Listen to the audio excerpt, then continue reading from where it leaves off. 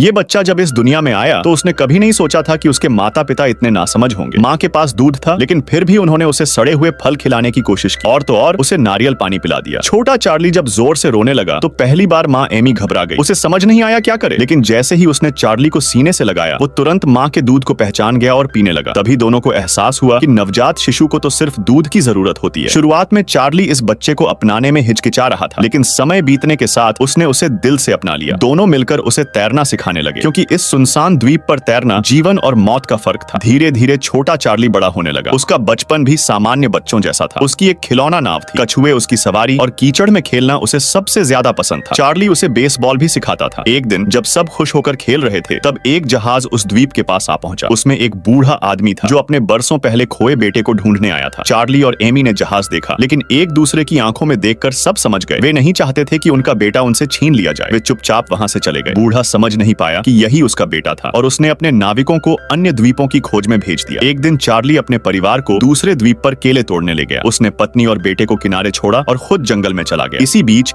छोटा चार्ली ने एक लाल जंगली फल देखा जो जहरीला था। उत्सुकता में उसने फल तोड़े और नाव में रखा। तभी मौसम बिगड़ा और एमी बेटे को लेकर नाव में जा बैठी। जब नाव बहने लगी तो उसने चार्ली को बुलाया। चार्ली दौड़कर समुद्र में कूदा, लेकिन तभी एक शार्क उसकी ओर बढ़ी। एमी ने बिना सोचे दूसरा पैडल फेंका, जिससे चार्ली बच तो गया, लेकिन अब उनके पास नाव चलाने का एक ही पैडल बचा। शार्क नाव के पास मंडराने लगी और अब वे समंदर में फंस चुके थे। चार्ली ने वापस किनारे पहुंचने की बहुत कोशिश की, लेकिन वह पैडल उनसे और दूर चला गया। थके, भूखे और हताश वे सूर्यास्त को देखते रहे। फिर रात और फिर सुबह जब एमी जागी तो देखा छोटा चार्ली वही जहरीले फल खा रहा था। उसने रोकने की कोशिश की, लेकिन तब तक देर हो चुकी। फल का जहर असर करने लगा था। एमी टूट गई, लेकिन चार्ली ने सारे फल इकट्ठा किए और उन्हें दो हिस्सों में बांट दिया। एमी ने उसकी आंखों में देखकर सब समझ लिया। अब वे एक साथ मौत का सामना करेंगे। दोनों ने फल खा लिए और एक दूसरे को गले लगाकर मौत का इंतजार करने लगे। कुछ समय बाद वही जहाज फिर लौटा। नाव में पड़े तीनों को देखकर बूढ़ा कुछ नहीं समझ पाया। उसे अंदाजा नहीं था कि यही उसका खोया परिवार था।